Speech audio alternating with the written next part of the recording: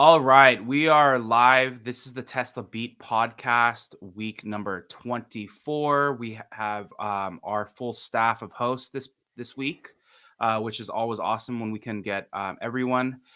We have Joe from San Joaquin Valley and NorCal Reno. We have the Jeff Lutz, our supply chain expert and executive. And we also have Amy, who has one of the greatest minds as far as memory goes for all things Tesla and where this company has been. If you ever watch some of her threads, you'll see it all. So we are glad to have everyone this week. Surprisingly, there's never a dull moment. So let's jump into it. All right. So just a quick look at the stock. We have seen a huge rally this past week. We will get into that. That's mainly because of JP Morgan upgrading their stock. I think the number is like 400, and I think the major upgrade is because of Dojo. But again, we'll get into that. But 153% rally. I did look at the year over year, so it's interesting. Before the huge drop that they had, going into the Twitter acquisition, where the stock dropped to almost like $110. It was one of the lows. We're literally at the $274 is roughly around what we were at last year. So it's pretty crazy to see the rally, obviously 154% this year. But if you look at last year, we're at about the same amount. The stock is at the same amount as it was last year. So just something to keep in mind and see kind of like how we're doing. So we're going to quickly talk about the UAW is officially on strikes as of this morning. I was on a Spaces, so they made that announcement. I wanted to show a couple of videos. Let me just get these things ready. And but I wanted to show, so let's do this. All right. So this is shout out to Sawyer.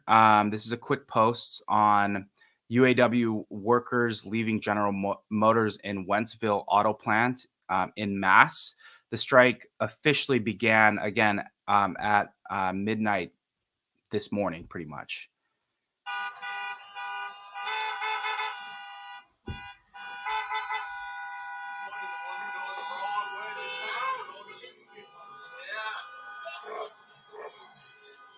Yeah.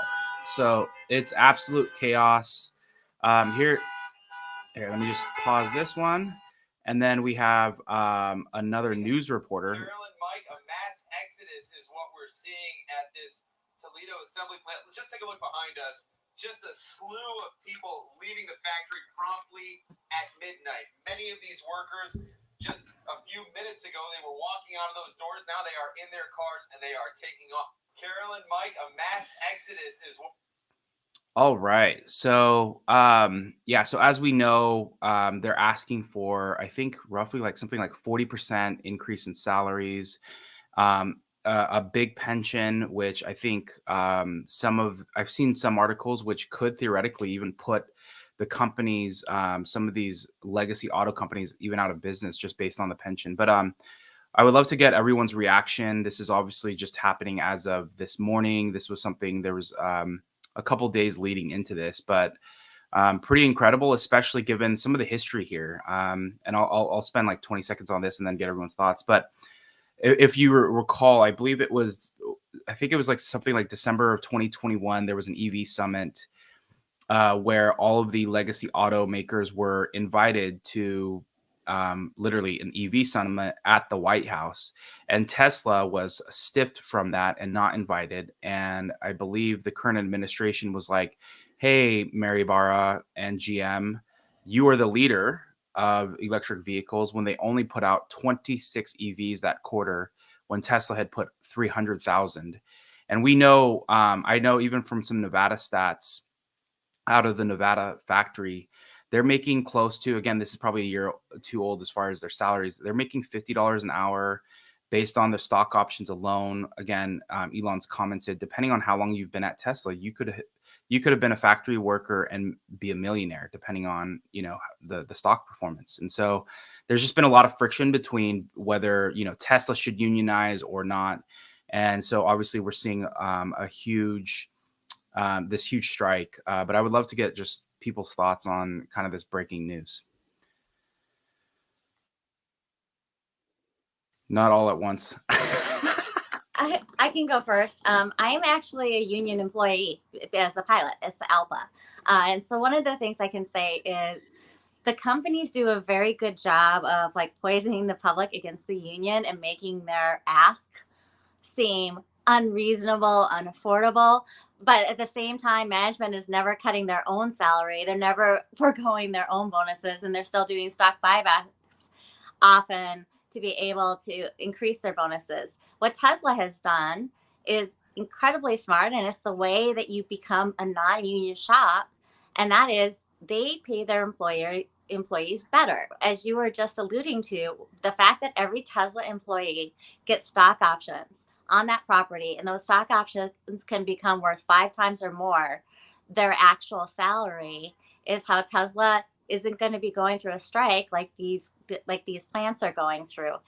It is sad though, because this represents entire towns. If there's a plant in a town, the entire town could be shut down if that plant is shut down, and it takes years to recover. It's sad that management is going to try and pin this all on the union, but management has failed, as we've talked about many times, to respond to the EV revolution. And you can't just blame the United Auto Workers that nothing has been done. Now, I'm really sad to see that there isn't an actual meeting of we're facing a huge challenge and how are we going to work at this together, because everybody's just, this is an existential threat to my mind. What do you think, Joe? You probably have friends that work at Fremont or elsewhere. Yeah, I think just like you say, it's one of those situations where it could have been avoided. And even Jim Farley was saying, like, it was really bizarre that he didn't even get there was no comeback to what he presented. You know what I mean? There was no negotiation. There was like, he sent his offer and there was never any counter offer. They just decided to strike. It seemed like I mean, I don't know that UAW guy, but it seemed like he wanted to do this regardless. I think that's why the demands were so outrageous. I think it was inevitable, and I think he wanted to like show a force, and that's what I believe. I don't really know the whole ins and outs of everything, but the demands that they were making to bankrupt the company doesn't make any sense. You know what I mean? Like everything that they wanted would put them all out of work. It just didn't make any sense at all. Yeah. So, Shout out to Charlie. I just wanted to throw this in because this is a great fact. Charlie said 20% less work, so 32 hours, I believe it was, so you get paid for you get paid for 32 hours for a 40-hour work, even though you're working 20% less. But then you're also making 40% more. So yeah. I get it. I mean, there's a good reason to say that there's no call for a 40-hour work week, right? But if you're trying to move into the industry the way, and I'm pretty sure Jeff can allude more to this, but there's a disruption happening regardless. You know what I mean? And you're not going to get it by participating part way. You know what I mean? It's going to take your all in efforts. And Tesla has that with their team. They had it across the board with everything. I mean, there's people that come from SpaceX to help out.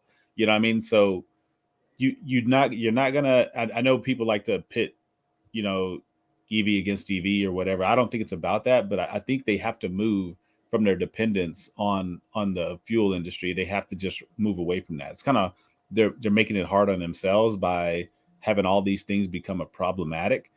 But man, they've really got, you can't do it part way. You have to be all in. Yeah, those are all great points, and I love the perspectives. This is historic in terms of all of these companies. It's a staggered strike. What they're doing, they're kind of stair stepping up the pressure. They're starting. They pick targeted plants that are either feeders or their general assembly, and their approach is to, basically they're going after, I would call them some fairly big product lines, and they'll just continue to escalate that based on the results of the negotiation. And the truth is definitely somewhere between both extremes you're hearing on TV. I think Amy made a great point. These workers are not making $300,000 a year. Same like the UPS workers are. They're discussing all in comp, and they're kind of mixing things. They're mixing wage and they're mixing all in compensation. But at the end of the day, these companies need to compete on a global stage, and they're not. If you look at what's happening with Ford and GM, for example, in China, they're all but shuttered out, and that decline is actually continuing everywhere that we can see.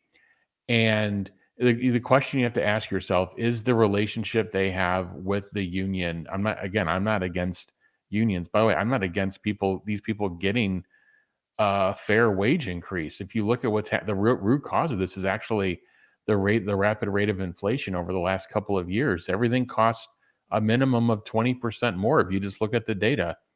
And they're not making enough money to keep up with that. And in some cases there aren't wage increases. So I think there needs to be something done here, and it needs to be fair. Obviously, the asks were at a very, the start of this negotiation, the asks are very wide, and then they're trying to narrow in on something. The question is are they going to be able to find common ground, and where? What I get concerned about as a taxpayer are and I don't want to go too far into this, but there's a lot of money. There was a $15.5 billion loan facility that was put out by the Department of Energy just 2 weeks ago, directed towards the big three auto in the US for just EV transition. And 2 billion of that was actually a grant, meaning it's free money. It's money that doesn't have to be paid back for collective bargaining. So in this 15.5 billion, it was for companies that need to retool their operations to EV, which excludes Tesla. And then 2 billion of it was a grant for collective bargaining, which would exclude Tesla, exclude Rivian, by the way, too. And that to me, that's not assisting EV transition when you have the two of the leading companies in the country that don't have the ability to participate in that. And that's a bailout. And so now you've got bailout money going into the big three. And if you look at their ROIC, their return on invested capital, they're nowhere near where a Tesla is right now. And that's really the fundamental problem, is where are our dollars ultimately going? Because again, we want people to be paid fairly, but we also if you just look at the contrast of what happened this week, like there's a Reuters story about Tesla doing a dual, we'll talk about maybe in a bit, a single shot casting potentially of the whole vehicle, or of two pieces of the vehicle at the same time.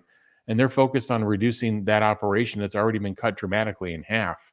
And then if you look at this other contrast, you don't see where the efficiency improvements are coming on the side of the big three auto. And that's really fundamentally the problem. So this is starting to spiral. And the question is, where does the spiral go and what does it mean? But right now, $27.2 billion of taxpayer money has been set aside for GM, Ford, Stellantis in the last calendar year. That's a lot of money. And the question is, where does this stop? It's an awful lot of money. I think those were such excellent points, Jeff. And one of my concerns with the strike is it really should have been averted. I mean, on both sides, there's a clear reason, because they have an existential threat with EVs, to have come to an agreement. And the fact that they're so far apart is that because the companies are trying to possibly drive themselves into bankruptcy, because that is the way that they get rid of the old legacy factories that can't possibly be easily upgraded to EVs, so the supplier deals for parts that they no longer need.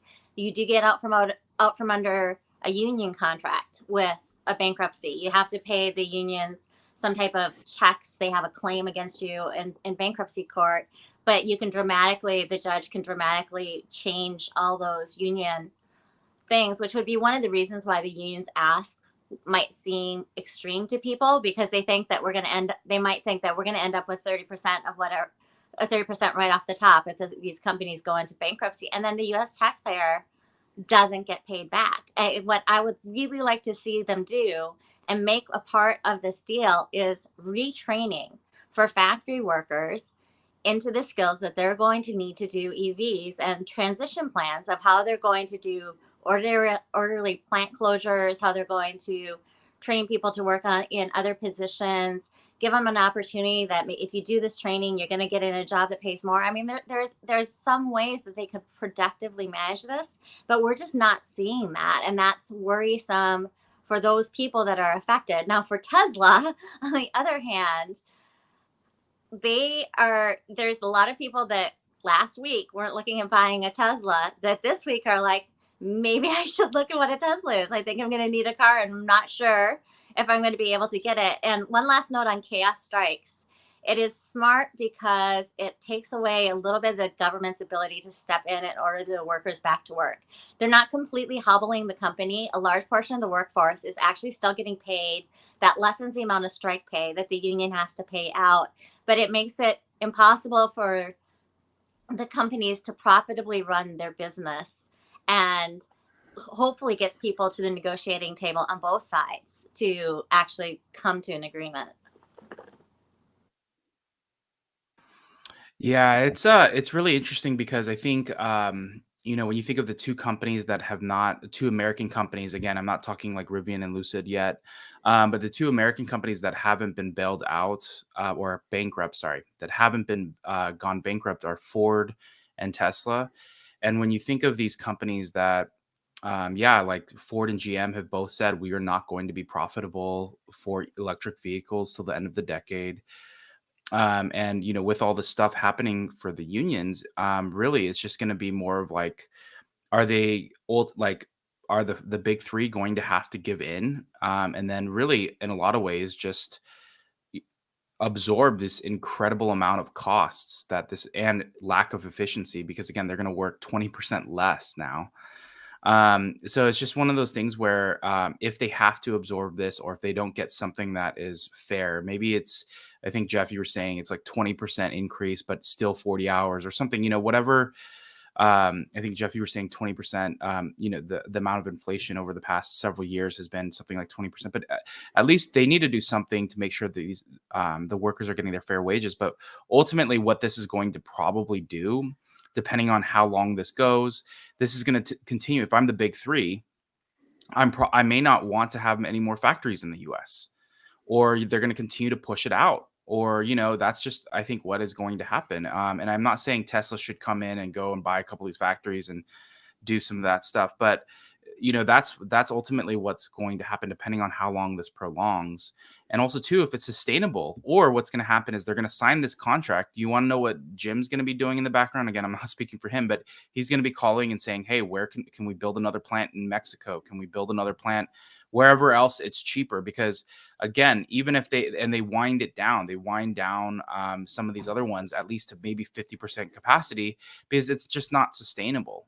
Again, it's one of those things. As a CEO, it's just, you need to do what's best for your company, not necessarily the workers. And that's probably the biggest difference here, right? Is that Tesla workers, I think, Amy, you mentioned this on the when we were just chatting, or even earlier in this call. But long story short, like when you give stock options to your workers, there's a sense of ownership. There's a sense of pride of like, hey, I want to see this work. I want to see this go as far as I can.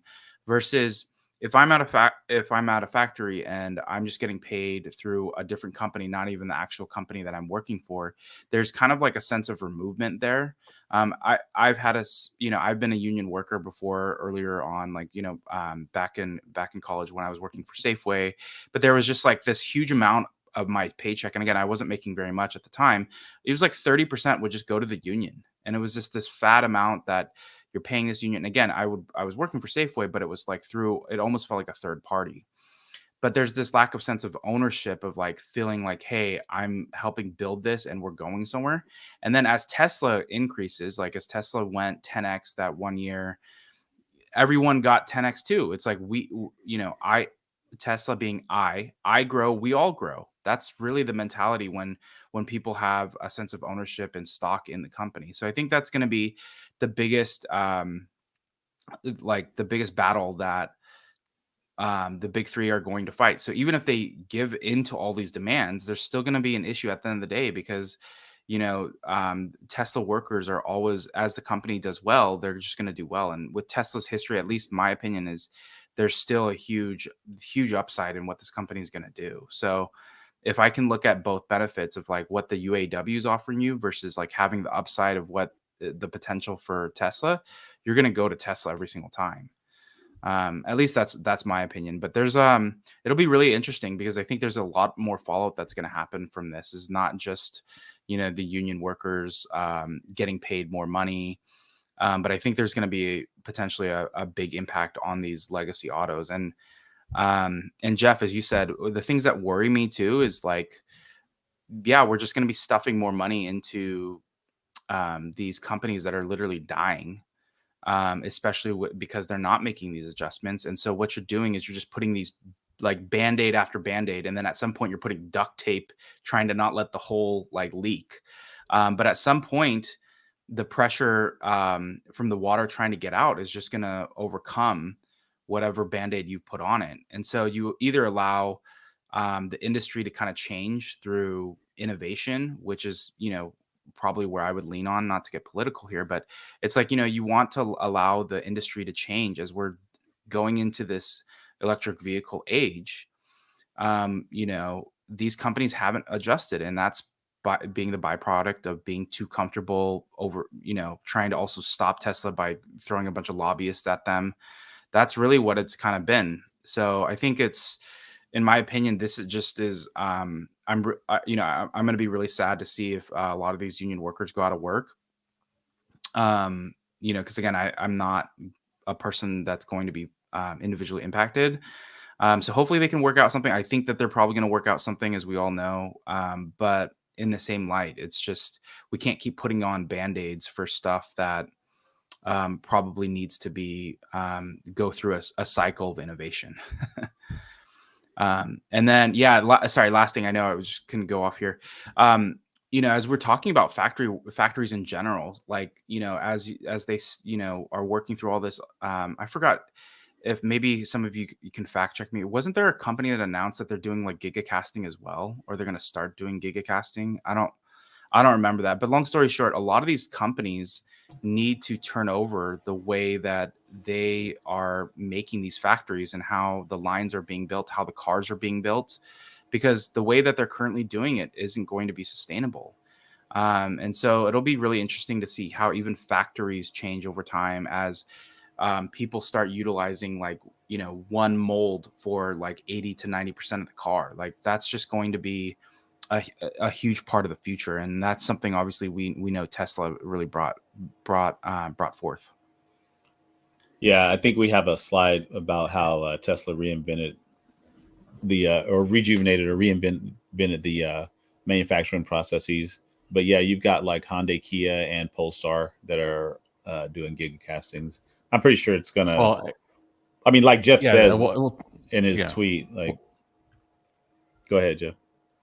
I was just going to say, if anybody who kicks anything off now, you're 4 to 6 years away from being in production, and there's no guarantee it will work in its form. So this is an iterative thing. This is just like you can't get the V12 without doing the work that Tesla did on V10 and 11. There's this fallacy out there from Tesla Q of like, oh, they're throwing everything out and they're doing something new. And if you really study and understand the steps involved, they had to go through this progression to get to where they're at now. But on castings, we'll talk about it in a bit. Just one final thing on this UAW thing is just to hammer home that point from John, and I brought this up on a space this morning. What's going to happen is there's money flowing into these companies.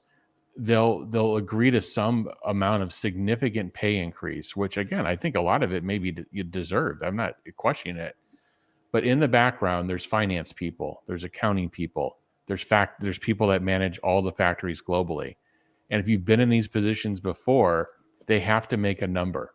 Otherwise, if they don't make the number, then they're not serving the shareholders of the company, and the company's going to go bankrupt. They're going to move. They all have plants in Mexico. They're going to increase them, and they're going to move product to Mexico. And it's going to be difficult for any administration to keep an eye on that. And you're going to see jobs moving. And it's going to be very gradual, and it's going to just continue to happen. There'll be a flood of jobs moving there because the labor rate's like eight times less down there, maybe even higher, given where the wages may go up here. So it's going to be natural, and they're not as automated as they need to be. So that's where I see this going. Yeah, maybe we could jump into that right now, just because otherwise, I think the other big topics, just so we're mindful, is going to be the Supercharger network and potentially thoughts on the Elon bio. But we might as well just jump into this slide. Tesla reinvents the auto industry. So the Giga casting 2.0, Tesla reinvents car making with quiet breakthrough. The casting, and Joe, thank you for putting together the majority of the deck this week. So this part says the casting specialist overcame that by formulating special alloys, fine-tuning the molten alloy cooling process, and also coming up with an after production heat treatment. 3 of the sources said, and once Tesla is happy with the prototype mold, it can then invest in a final metal for mass production. Jeff, did you want to talk a little bit about your tweet?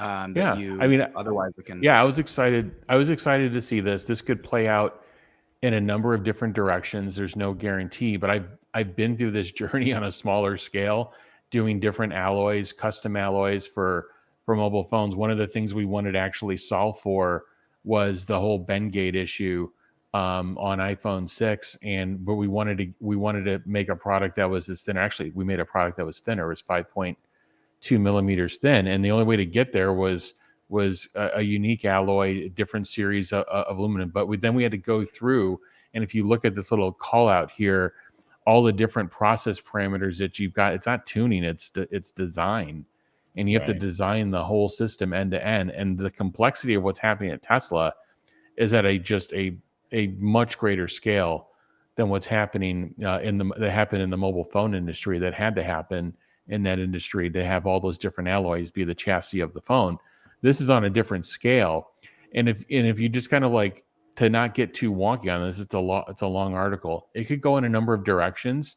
It's not like the mold's going to open, they're going to inject all this material and a card's going to come out. It's probably not going to happen that way. But what could happen is you could be doing the front and the rear together, which again could have been 70, 80, 100 plus mechanical components before, and you could be doing the front and rear at the same time in one kind of mega die. The die opens and both parts come out at the same time. So now, for what you may have needed 2 machines for, and the floor space, remember, output per square meter is critical. Now you're going to need, potentially half that. And this is 2.0. There's going to be a 3.0. A 4.0. The point is Tesla is on this trajectory to simplify the number of operations to make a product so that more consumers can have access to the product at lower price points, so they can enjoy products and features and safety that they used to cost people a lot more earlier. That's really the key takeaway. It's going to be a huge cost. It's going to be probably one of the big enablers to getting to this vehicle, that's going to be, a half or less of the cogs of the current vehicles today. This will be one of the big linchpins to getting there. And then just finally, what makes this unique, this is what's really important, I think, for people that are investors or following companies, is the makeup of the people and the technology and the company to do this. All companies don't have people that develop custom alloys for rockets and for mobile phones. In fact, I can only think of one. And the people that are on those teams they're continuing to hire people. And these are like, okay, you have some of the best people in the industry doing this, and they're attracting more and more talent. So this doesn't exist in other places. And therefore, when you're in this mode, you're an OEM and you're trying to do something audacious as this, you go to an Alcoa or you go to a Steel Dynamics and you say, well, what do you got? And they're going to show you what they have. And if you're a really good OEM, you have a lot of volume, and maybe you send your CEO in there for a special meeting, they may show you something else a little bit special, but they're basically showing you what they show other people. You may get it a little bit early, and it's going to be to the limits of their capability of what they know how to do. And they serve a multitude of industries too. But when you hire people for your industry in your OEM and you're developing alloys to solve specific, crash and reliability issues and weight issues, mass issues, you get something special. And this is what I believe. This is the direction I think we're going, and I think it's unique to Tesla. And I think when you think of the things that only Tesla can do at this point, when you think of the full self-driving end to end from silicon design all the way to the software running at the server side in the car, and now you think of the actual construction, the unique construction of the car, these are theses that really, to me, stand out as something very special and unique that's going to lead to, the best cost structure, the best safety, and the best experience for consumers. Yeah, that's 100%. There was Sandy Monroe put out a video this week where he takes a sledgehammer to the body of a Tesla, one with a casting and one without, just to show you that the casting is legit better than the steel stampings.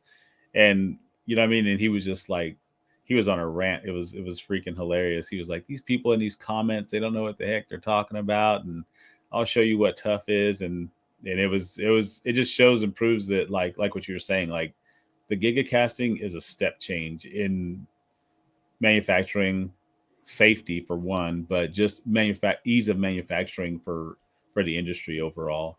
I mean, and I think I commented on your post that like it's going to be interesting how history will show that Tesla made this happen, but people really won't respect it until like it's way later. Yeah. I think, Joe, I have to see that video. I haven't seen it yet, but I can't wait to see it. One of the questions that is continuously to come up about castings, and it's a good one, is repairability in a crash. And this was just addressed on the last earnings call. And what people fail to realize, if the casting replaced 400 parts, which is what a rear casting did, that was 400 different metals, 400 different ways to attach it. And it's not easy in a crash to go in and undo all those attachments, undo all those adhesives, take it all apart, put it all back together. Everything now doesn't fit.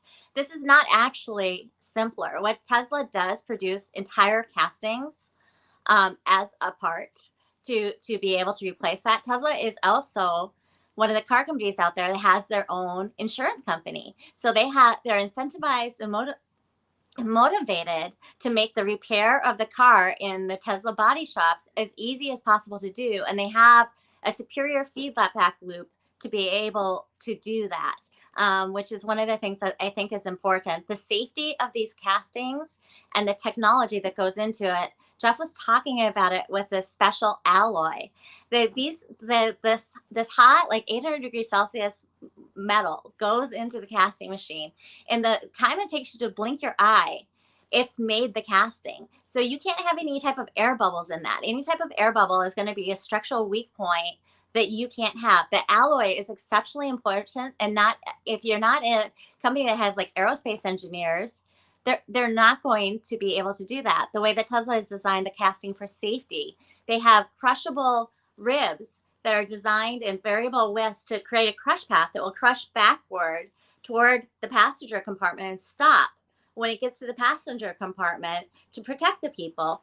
That type of safety engineering that's put into the castings is deceptively simple, but the brilliance of what Tesla has done is absolutely incredible. Yeah, I have the garbage man outside, so sorry if there's some loud noise. But yeah, no, I think the Giga casting itself is going to be, it was a game changer for the industry. And what amazes me about this company is that they don't just get comfortable. I mean, they're working on 2.0. Jeff, you're even saying 3.0, 4.0. I mean, it's with every new gigacasting, it's going to be probably not only stronger, more efficient, but also potentially even continuously just deleting more and more parts. And so that's just going to continue to just work in their advantage. I think, again, it was just like, when you look at Tesla and the way that they're operating, it's unmatched. I think BYD has like 600,000 employees. This company has 100,000 employees. And the way that they continue to run as a startup, and really just because something has been done a certain way, they are willing and open to scrapping it and really get to the fundamentals of engineering on like, how do we continue to just reinvent this? So it's pretty incredible just to watch all of that. All right. So one thing I wanted to mention was Tesla just passed a huge milestone for, I guess, in the EV space, what we would call our gas stations. But just they passed 50,000 worldwide. And I think it's just such an incredible feat to think in September of 2012, they had 6. 11 years later, they're at an insane amount more than that. And there was a post the other day, or sorry, when we found out about it, a couple of people, I think somehow found, I think it was Sawyer who posted the location first. And I literally, Joe and I think we're texting probably the same people, and we literally sent them there. So this is in Sacramento, kind of like Roseville. And I think, maybe we can, let me just show, I think I'm just going to show, I do have one video. It's from Tesla Sean. Let's just add this to the stage. 50,000 Supercharger.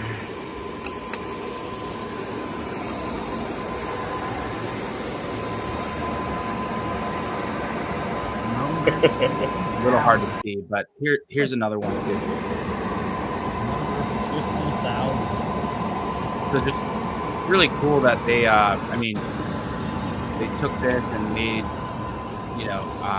obviously made it different than the rest. So it's really cool that they did that. So just huge milestone for the company. I mean, them back in 2012 essentially pitching the future gas station, and now fast forward 11 years later, I mean, we have over 50,000. And so and we were joking, what do people geek out on the 50,000th payphone or gas station? Like, you don't see people like, who's the first to get there? Yeah.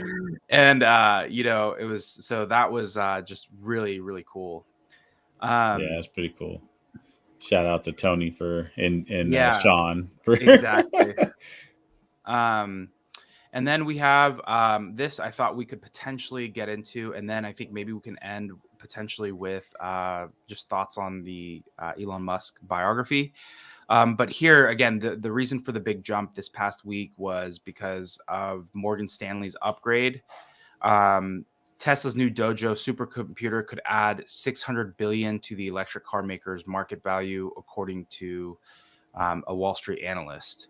And as we all have been, as Tesla continues to just showcase full self-driving and just talk about the amount of computing power that they need to run all of their systems, and just being able to process the amount of information, they've obviously had to create their own computer, their own in-house computer, which is Dojo. So it's a huge feat for them, but I think people are starting to recognize that. But I would love to just get any thoughts from the panel just on this news this week. Obviously, this is potentially all stuff we knew, but just get thoughts on this. Yeah, I'm not like an investment guy. I mean, I just buy and hold, right? But I just always find it hilarious in I don't know, the street, man. The street is just, it's wild. It's like they don't want to listen to like retail investors, even though retail investors seem to always have like a pulse on these things more so than anything. And they just catch up late. They caught up late with Amazon. They caught up late with Microsoft back in the day. They caught up late with Google. Like they just don't see it, and they're late on Tesla. And it's like they I don't know, forget history, do and repeat it. So it's wild to me. Like they don't see the cycle, but it's hilarious. I'm old enough to see the cycle because I'm very old. You're not old. I just add a couple of points. Yeah, it's interesting. I think what some people are conflating EPS growth and this report, and it's like, well, if there's not EPS growth, the company really shouldn't be valued higher. And I think what people could potentially miss, again, this is an investment advice, is that AI moves very quickly, and you can't wait for the moment where it happens to be like, okay, well, I think it's time, where they're actually like booking revenue in that quarter, and they've turned FSD on in multiple countries, and you can't wait for the computer to be up at 100 exaflops. You can't wait for all these things, otherwise you're going to be late. So I think that's the key thing, that the rub that's going back and forth is like, well, how many cars we're counting cars this quarter, we're counting cars next quarter. That's part of it, right? It's part of revenue and EPS growth. But I think what the message of this report is that there's a much bigger thing to this company. There's the AWS of this company, and it really should have its own branding. It's not the AWS. It's something it's actually much greater in terms of the compute and what's actually going to be happening here. It's going to revolutionize the auto industry. It's going to revolutionize multiple industries when you think about it. And nobody ever it destroys the Tesla's just an auto company when they have the world's biggest supercomputer sitting in their four walls and doing the greatest amount of training for real world AI. Like they haven't prepared you for Tesla and AI. And I'm saying the larger like fintech community, they've kept that out of the vernacular. They've kept things like supercomputer, data center, all that out of the vernacular. And it's just like, how many cars are they making this quarter and next quarter? And that's where you could miss some of these big inflection points. Again, this isn't investment advice for anybody. It goes back to Joe's point of like what you can see if you actually study the company and what they're working on, what they're building, what are they doing in R&D, versus just literally picking up a statement of like, okay, what was the EPS last quarter? What was it this? How many did they ship? What was gross margins last quarter? What was this quarter? Again, they're all important things, but I think from an investment perspective, you've got to look a little bit longer term. And none of these things are guaranteed, but when and if they happen, they literally change the entire industry. So the question is what are you betting on? So those were phenomenal points from both of you. One of the things that really stood out to me in Adam Jonas's report is he had a slide there that was basically almost a repeat of one of our episodes that we did about Tesla being an AI company, where we talked about the fact that Tesla is in a unique position because they're self-funded. He had that on there, that they had unlimited. He went so far as to say unlimited funding for AI, that they were vertically integrated, both a hardware and a software company. We talked about that. He talked about the fact that they had the best talent out there, that they had the compute, that they had access, and all these things that we've been talking about is now something that Wall Street is looking at.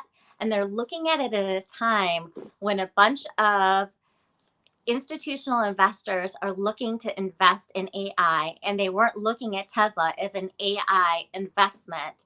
And now Adam Jonas has brought to their attention that Tesla is an AI investment. And not only is Tesla an AI investment with some workable products out there right now that are already monetized in AutoBidder and in FSD, even if it's in a beta mode, Tesla's selling it. People are using it. And it's that practical real world AI that is difficult to do and get completely correctly that Tesla's doing.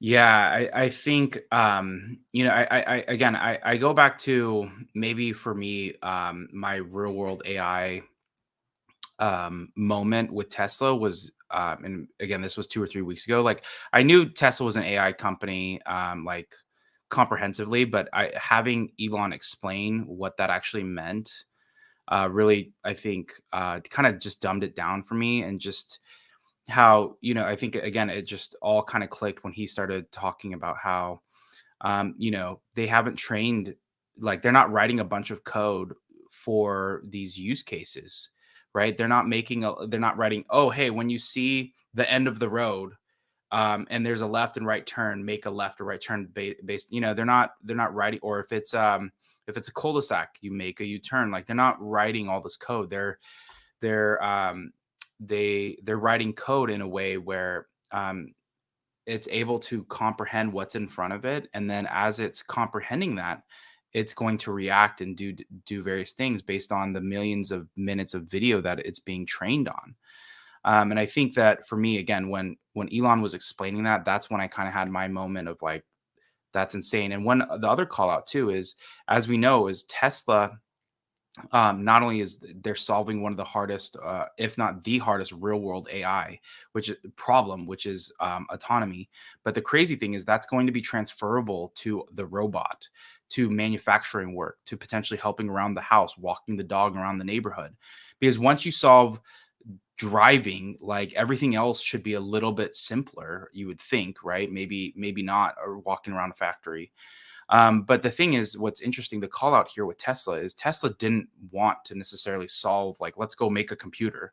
They didn't want to solve for lithium refinery. They didn't want to solve for making batteries and doing all these things. Obviously, maybe the batteries less or more so, but it's just one of those things where they realize that these other companies or what's currently in the market can't solve what they know they're going to need down the road.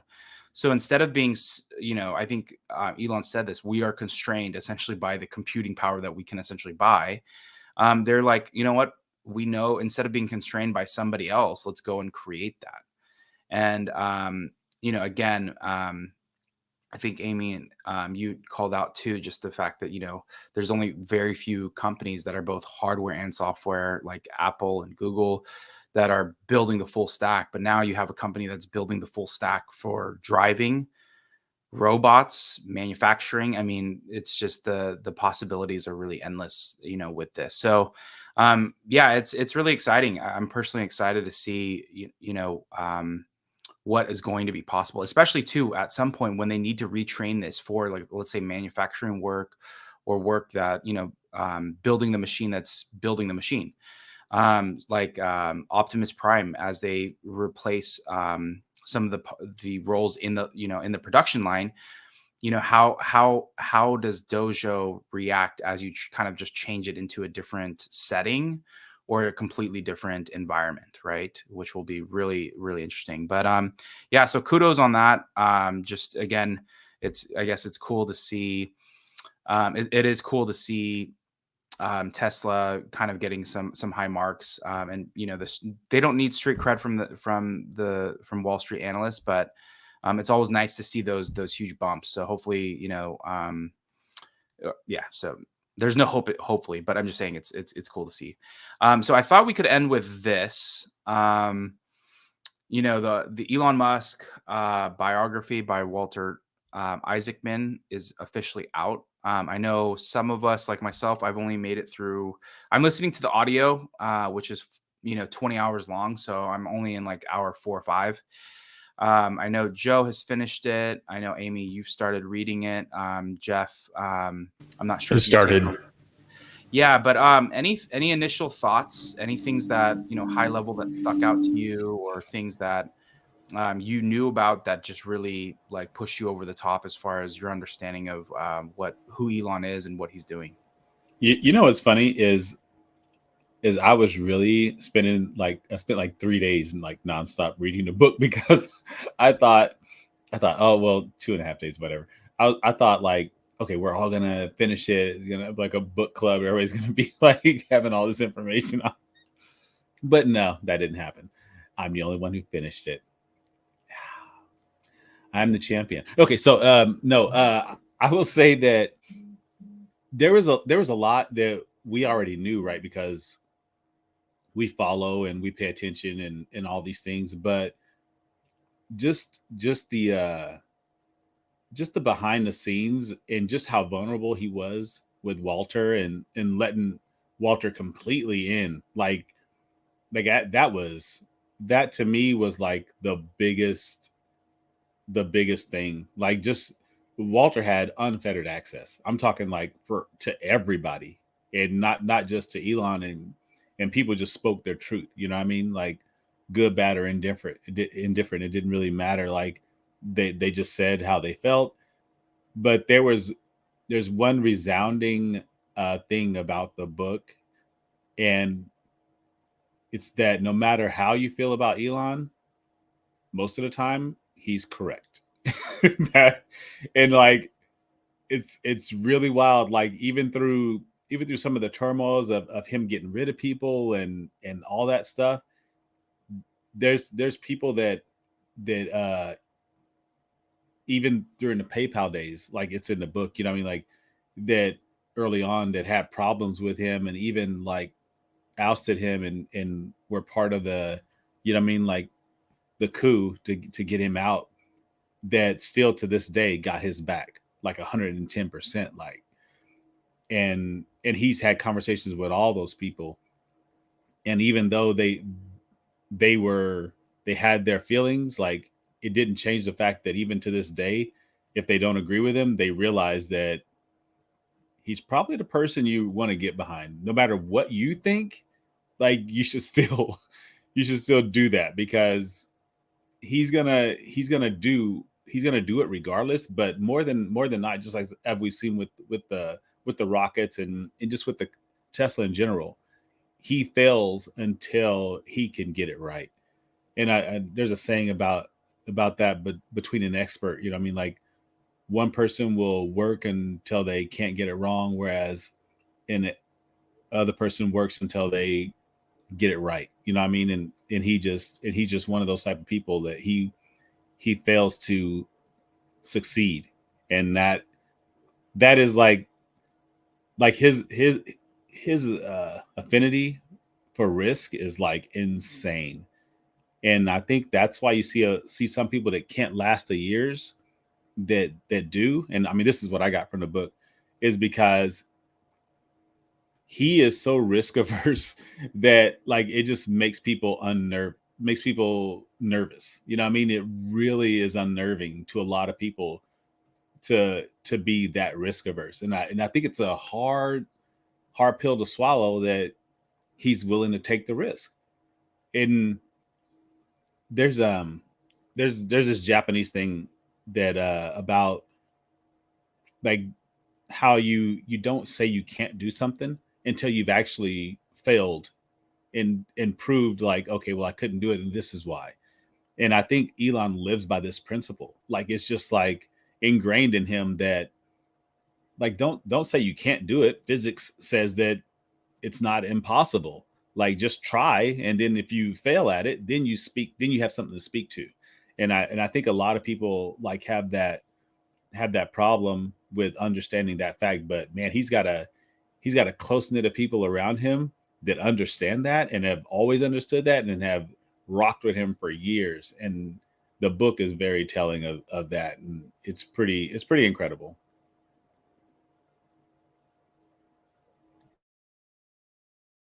Oh, Amy, you're on mute. There we go. Joe, that was an amazing summary of what was some of the things that was so incredible about the book. And I thought that I'm halfway through and I've skimmed through kind of the second half. One of the things that Walter Isaacson did a good job with is try and answer the question of, how has Elon Musk been able to do this? What's unique about Elon Musk compared to everybody else that's out there? And the risk tolerance that Joe was talking about that Elon Musk has. A couple of his PayPal co-founders were going to do a book maybe about the founding of PayPal, and they had the title for the chapter about Elon Musk picked out, "The Man Who Doesn't Know the Word Risk," or something like that. Like, to these people that were big on taking risks themselves, he stood out as his ability to take a lot of risk. And then he had a story about how Elon Musk doesn't really play poker. His friends were playing poker. So they're in there and they're playing this poker game. And Elon Musk is just going all in every hand. And he loses hand after hand after hand after hand. And then he finally does a hand where he wins. And he's like, okay, that's it. I'm done. So he had this ability to take this insane amount of risk going all in over and over and over again. And he also recognized when he won and then walked away. And Walter Isaacson was like, becomes this resounding theme that you hear over and over again. Elon Musk never takes his chips off the table.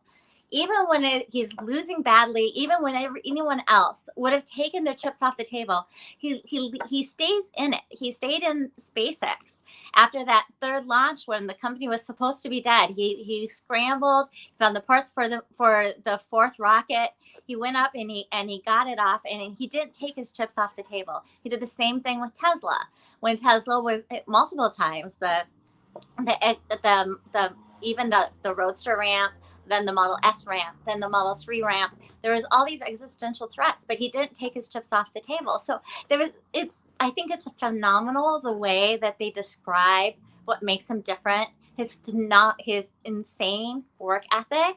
And then he has this actual really strong support system around him with his family that we haven't been able to hear about a lot before. That he's surrounded by this incredibly close, loving network of his family that kind of can pick him up and support him through some of these really rough and dark times. The book is well worth reading, and there's a lot of examples, like those couple of stories where these personality traits are illustrated in a way that hits different, and you actually understand more of how he's able to do all these phenomenal things that he can do.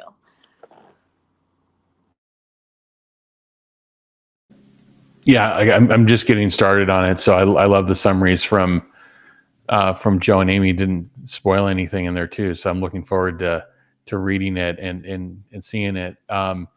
Yeah, I have started it though, and it just there is this theme of risk taking, and I think it's just to extremes that 99.9% of the people that'll read the book would be uncomfortable with and wouldn't have done or wouldn't do. And I think that theme is probably going to carry throughout the book. So I'm looking forward to going through it. I may switch to Audible. We'll see. I actually have a signed copy of the book from Walter Isaacson that I'll have up here. So looking forward to seeing that and experiencing the book. Yeah, I wish I could block out time like 20 hours, I guess is the audio to do it. So I have to do I have to do the audio. I can't do the copy or the written. But yeah, so I've gone through, I think, roughly like 4 hours of the 20, 4 to 5 hours of the 20. And I think for me, this was I had known stories here and there. I had heard stories like, about his childhood, like bits and pieces. But yeah, just seeing the amount of his upbringing, just seeing, him being beaten to the point you can't recognize his face, to the stuff his dad was saying to him every day, you're stupid, you can't do anything, to the point where he's literally then asking his dad every day for a motorcycle, to the point where his dad gives him a motorcycle. You just, and then just seeing because I met him in person too for like 4 hours. So just seeing some of the things that were written in the book about him, where, basic things to the fact that like when he's trying to solve a problem, like when we would ask him questions, he would just kind of go into a different space because he's actually thinking and trying to answer it. He's not, because he takes your questions seriously. He's not thinking like you're trying to just trump him or ask him something else, right? He's legitimately wanting to answer a question. And so he has those awkward silences because he's just going to a different space. And so knowing that, so just knowing the all the stuff that he went through, how, yeah, like for him, he loves taking risk. He loves kind of the drama that kind of goes with it, right? I think that also just tells me Twitter or X, this is not it. There's going to be probably 5 more things in the next 7 years that he's going to go after. And I think obviously as Tesla investors, like, you're going to hear everyone being like, we want Elon focused here. We want it. And it's like, what's happened again. We're a year after the stock is back up to where it was at, and obviously we've had a huge amount of macro headwinds.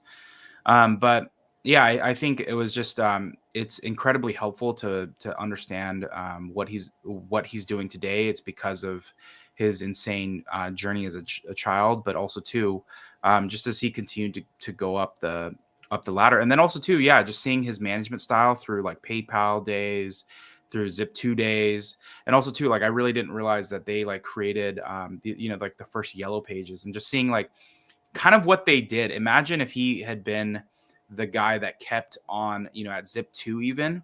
Literally what they did, he took the yellow book and he made it digital, but with maps. And that was so forward thinking during that time. And so it's just crazy how it's like, it started there, then making the payment app and marketplace and social aspect with X. That never really happened. It just stayed payments.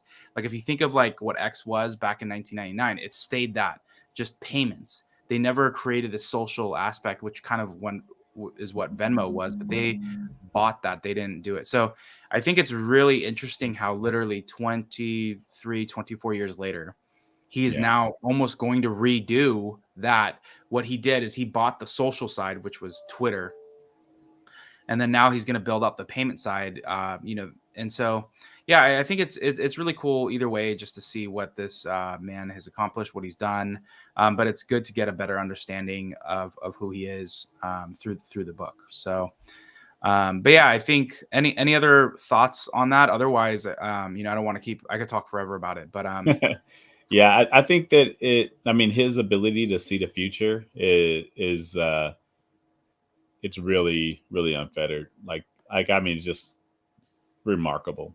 Like how he can just see things. Yeah, one of the people in the book had a very good analogy of how he sees things and how he's able to translate that to people to where they're just believing it. It's pretty funny. Yeah, one of the things that really stood out to me is why? Why is he still going out there and doing all of this when he could have quit after his first company? And one of the things that he looked at was the fact that people think that it's obvious that technology is just going to keep advancing forward. But he said that actually is not the case. Technology only advances forward if a lot of people work really hard and actively make that happen. And then there was examples in the book of the Egyptians created the pyramids, and then that knowledge was lost. So and he thought that was happening in the United States, that we sent a man to the moon, then they did the space shuttle, and then that program stopped. So there's so many like these things that just really make you think and reflect, that really read the book if you have the chance. It is well worth the time. Definitely. All right. Well, thank you all for tuning in this past week. Hopefully we caught you up. We'll be back next week. Glad we could be a resource of information to you. Thank you again. Hit the like and subscribe so you can stay updated. Give us all a follow. Amy is at _SF Tahoe. Joe is at SJV Tesla. And then Jeff is at the Jeff Lutz. Our referral codes are in the description. If you're tuning in on YouTube, if you're on X, feel free to reach out if you need it. But either way, we really appreciate you tuning in, and thank you to all of our hosts for being here this week as well.